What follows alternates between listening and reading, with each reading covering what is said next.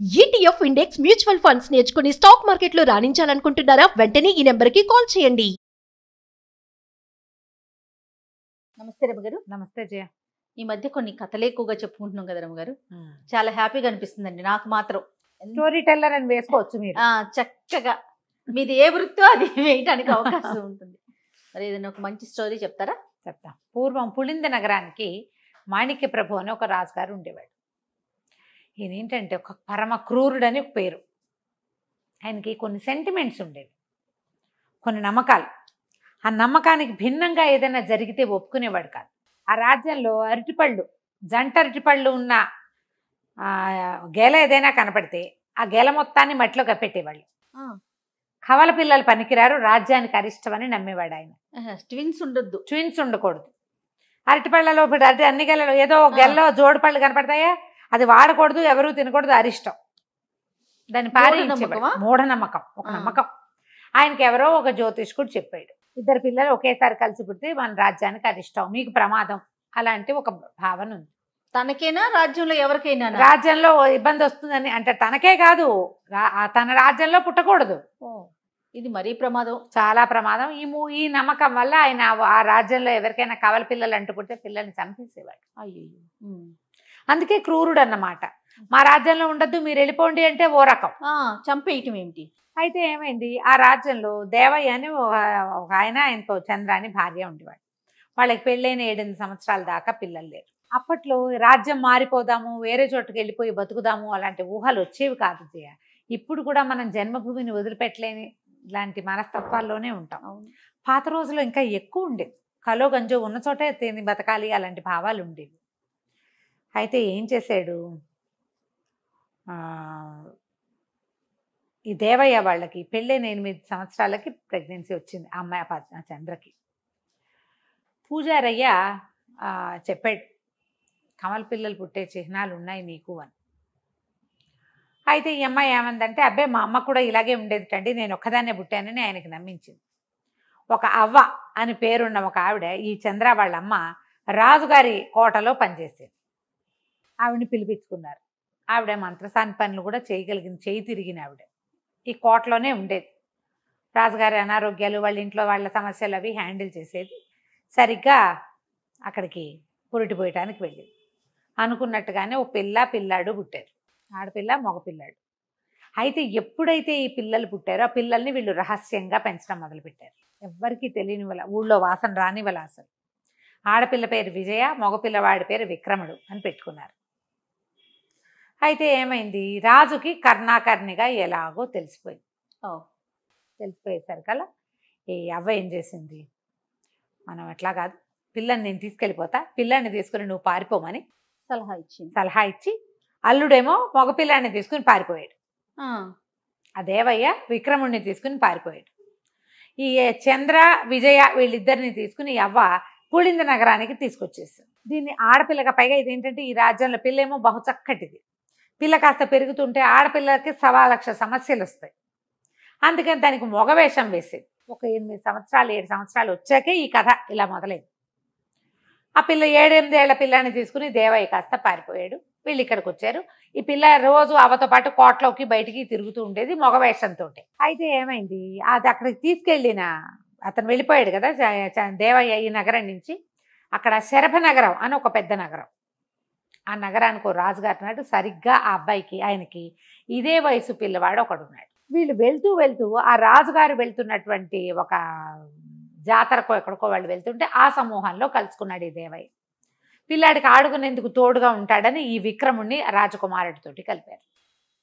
ఆయన ఏమన్నాడు, పిల్లాడు మా రాజుగారి అబ్బాయి ఒకడే పిల్లాడు, వీళ్ళిద్దరూ ఆడుకుంటారు, నువ్వు ఎలాగో పై ఊరు నుంచి వస్తున్నాను అన్నావు కదా, పిల్లాడిని మా దగ్గరే ఉండు, నువ్వు అబ్బాయికి తోడు ఉంటాడు. ఏముంది, రాజగారి నగర్లో ఉంటే అన్నీ నడిచిపోతాయి, భోజన భాజనాదులకి ఏమీ ఇబ్బంది ఉండదు. పిల్లాడిని ఇక్కడ పెంచుకోవడం మొదలుపెట్టారు. ఈ చంద్ర విజయ ఇద్దరు ఇక్కడ ఉండిపోయారు. అయితే ఏమైంది, ఈ రాజుగారి గౌరవార్థము ఈ మాణిక్య ప్రభు కోసం ఎవరో పెద్ద పెద్ద నిలువుటద్దాలు పంపించారు. పంపిస్తే ఈ మగవేషంలో తిరుగుతోంది కదా విజయ, అంతకుముందు గౌన్ వేసుకునేది, చొక్కాలాగా వేసుకుని తిరుగుతోంది మగపిల్లాడిలాగా, తలకి తలపాగా అవి పెట్టారు. అయితే ఇదేమైంది, ఈ నిలువుటద్దాలు పట్టుకుని లోపలికి ఆ భటులు తీసుకొస్తుంటే ఆ పిల్ల అట్నుంచి నడిచొస్తూ అద్దంలో తన ప్రతిబింబం చూసి అన్నయ్య అనుకుంది. మగ వయసులో వాళ్ళ అన్నయ్య అటకే అన్నయ్య అన్నయ్య అన్నయ్య అని కేకేసింది. వెళ్ళిపోయాడని ఏడ్చింది. ఏడుస్తుంటేనే అవ్వ చూసి తీసుకొచ్చేసింది. కానీ ఈ పిల్ల అన్న అన్న అన్న అని అరవటం మొదలు పెట్టేసరికి ఆయనకి డౌట్ వచ్చింది. ఈ పిల్ల లాంటి వాడే ఎవడో ఉన్నాడు ఇంకొకడు, అందుకే పిలిచింది. అక్కడి నుంచి అవ్వ కూతురు వాళ్ళ గురించి జాడలు తీశారు. ఆ అమ్మాయికి 2 పిల్లలు పుట్టారని, భర్త కొడుకుని ఎత్తుకుపోయాడని అర్థమైంది. ఇక అవ్వని నానా హింస పెట్టారు. చంద్ర ఏం చేసింది, ఆ పిల్లనేమో వీళ్ళు బంధించేశారు. చంద్ర పారిపోయింది. పిల్లని వదిలిపెట్టి పారిపోయింది. ఇంకేం చేయలేక ఆ పిల్లని మాత్రం కోటలో ఉంచుకున్నారు. కోటలో ఉంచుకుని ఇక అడగటం మొదలు పెట్టారు. అడిగితే దానికేం తెలుసు, 7-8 ఏళ్ల పిల్లకి, పిల్ల పెరిగింది 8, 10, 12 వచ్చినా ఏమీ లేదు. ఆ పిల్ల అక్కడే ఉండిపోయింది. అవ్వని నానా రకాలుగాను అడిగేవారు. అవ్వని సమాధానం రాక పెద్దది కదా ప్రాణం వదిలేసింది. ఆ విజయ ఇక్కడే ఉండిపోయింది. ఉండిపోతే ఈ రాజుగారికి దగ్గరికి ఒక పురోహితుడు ఒక ఆయన ఏమన్నాడంటే, ఒకవేళ కవల పిల్లలే గనక అయ్యుంటే వీళ్ళు ముక్కు మొహాలు ఒకేలా ఉంటాం కాదు, వీళ్ళ చేతిరాత నోటి రుచి కూడా ఒకేలా ఉంటాయి, రుచులు అలాగే ఉంటాయి, సేమే ఉంటాయి అన్నాడు. ఉండవు, ఆ పాతకాలం కదా. ఈ అమ్మాయితోటి ఒక రాయించారు కొన్ని వాక్యాలు. అక్కడి నుంచి ఆ ఆకుని ఏ ఆకు మీద అయితే రాయించారో, ఇలాంటి చేతిరాత ఉన్నవాడు ఎక్కడున్నాడా అని దేశాలు చుట్టుపక్కల ఉన్న ఊళ్ళన్నీ వెతికించడం మొదలుపెట్టారు. ఇలాంటి రాత ఉన్న పిల్లాడు ఎవడైనా ఉన్నాడా కుర్రాడు. 16-18 సంవత్సరాలు వచ్చినాయి ఈ విజయ్కి. అయితే ఏమైంది, ఒకరోజు వీళ్ళకి ఓ ఉత్తరం వచ్చింది ఈ రాజుగారికి, మాణిక్ ప్రభుకి. ఇదేమిటి, ఎక్కడి నుంచి వచ్చింది, శరభనగరం నుంచి వచ్చింది. అయ్యా, మరి మీకు 80 బళ్ళ బంగారాన్ని సమర్పించుకుంటాం, మా రాజ్యాన్ని మీ రాజ్యంలో కలుపుకోండి. స్వతంత్ర రాజ్యంగా మేము గెలుపొందలేకపోతున్నాం, మీ పులింద నగరం చాలా గొప్ప రాజ్యం కాబట్టి మమ్మల్ని మీతో కలుపుకోండి అని ఒక చేతి రాతతో ఒక ఉత్తరం వచ్చింది. వచ్చేసరికల్లా ఆయన ఉత్తరం చూడగానే చటుకున్నది విజయ్ చేతి రాతగా గుర్తుపెట్టాడు.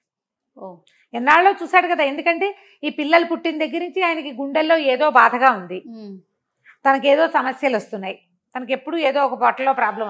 ఆయనకి 45-50 ఏళ్ళు వచ్చినాయి, రావు సమస్యలు. అది కవల పిల్లలు పుట్టడం వరకే వల్ల ఇవన్నీ వచ్చాయని నమ్మాడు ఆయన. ఆ పిల్లాడు ఎవడో వెతికి ఈ పిల్లలిద్దరిని చంపేస్తే తన ప్రాబ్లమ్స్ తీరిపోతాయి అనుకుంటాడు. ఈ మూఢనమ్మకాలున్న జనాలని ఎవరైనా ప్రోత్సహించే వాళ్ళు దొరికితే మరీ విడ్డూరం, అవును విపరీతంగా అవుతారు. అలా మూఢనమ్మకం అధికారుల్లో పెద్ద ఎత్తున ఉన్న వాళ్ళకు ఉందనుకో, మిగిలిన వాళ్ళు దాన్ని ఎవరు దాన్ని చెంగనాడరు, కాదనరు. కాదండి అది తప్పు అనరు. ఆయన ఉద్దేశాన్ని ప్రోత్సహిస్తారు. మీరేముంది, అధికారం మన చేతిలో ఉంది, ఈ పిల్లని చంపేస్తే సరే, వాడిని గుర్తుపట్టడానికి ఈ పిల్లని ఉంచుకున్నారు. ఇద్దరిని ఒకేసారి చంపేయాలి, అప్పుడు మన సమస్యలు తీరిపోతాయి. ఈ ఉత్తరం చూడగానే నేను నిర్ఘాంతపడితే వా రాత. ఈ ఉత్తరం రాసి అక్కడి నుంచి ఒప్పుకున్నారు. అంతకుముందు శరభనగరానికి వీళ్ళకి పెద్ద సయోధ్యం లేదు. శరభనగరానికి ఉత్తరం రాశారు. తప్పకుండా బంగారంతో పాటు ఎవడైతే ఈ ఉత్తరం రాశాడో వాణ్ణి కూడా పంపండి, వాణ్ణి మాకు మా దగ్గరికి పంపించండి, తప్పకుండా మీ నగరాన్ని మా రాజ్యంలో కలుపుకుంటాం. పులింద రాజ్యంలో ఈ శరభనగరాన్ని కూడా కలిపేసుకుంటాము, మేము రెడీగా ఉన్నామంటే సరే. వచ్చినాయి బళ్ళు, 80 బళ్ళ నిండా బంగారం వస్తోంది అనుకున్నారు వీళ్ళు. ఆ 80 బళ్ళు ఊరు విడిసినాయి. రాజుగారు ఆ కుర్రాడు ఎవరో చూడడానికి ఈయన వెళ్ళేసరికల్లా ఆ బండిలోంచి దిగిన విక్రముడిని చూసేసరికి ఆయన తెల్లబోయాడు. విజయ్కి మగ వేషం వేస్తే ఇట్లాగే ఉంటుంది. ఆయనకి అర్థమైపోయింది, ఒరే ఆ విజయ్ని కూడా తీసుకురండి రా అన్నారు. అనేసరికి అని వీడి దగ్గరికి పిలిచాడు. దగ్గర పిలిస్తే వీడు నమస్కారం చేస్తూ ఒక్క ఉదుటున ఈ మాణిక ప్రభు మీద పడిపోయి 2 చేతులు పెడరెక్కలు విరిచి పట్టేసుకున్నాడు. పట్టేసా రాజుగారిని అని అనగానే రాజు మామూలుగా గుర్రం మీద 60 మంది సైనికులతో వచ్చాడు. ఇక్కడ 80 బళ్ళు వచ్చినాయా? ఈ 80 బళ్ళల్లో ఇంచి బంగారం కాదు, ఒక్కొక్క దాంట్లో 15 మంది చొప్పున సైనికులు దాక్కుని ఉన్నారు. 80 మంది బళ్ళలో నుంచి 10 మంది, మొత్తం 800 మంది సైనికులు ఒక్కసారి మీద పడి చుట్టుపక్కల ఉన్న వాళ్ళందరినీ, రాజు వెనకాల వచ్చిన అంగరక్షకుల్ని అందరినీ పట్టేశారు. రాజును పట్టేయటం ఏమిటి, ఇక పెద్దగా కేకలు పెడుతూ ఊళ్ళోకి ప్రవేశించేశారు. ఈ మాణిక ప్రభు క్రూరత్వానికి కనీసం 50 ఇళ్లకు ఓ ఇల్లైనా బలైంది. ఆ ఊళ్ళో కవల పిల్లలు పుడతారు కదా, 50 ఇళ్లకో 100 ఇళ్లకో పుడతారు కదా, అంతే కదా. మరి 2 చంటి పిల్లల్ని పోగొట్టుకున్న కుటుంబాల్లో ఎలా ఉంటుంది?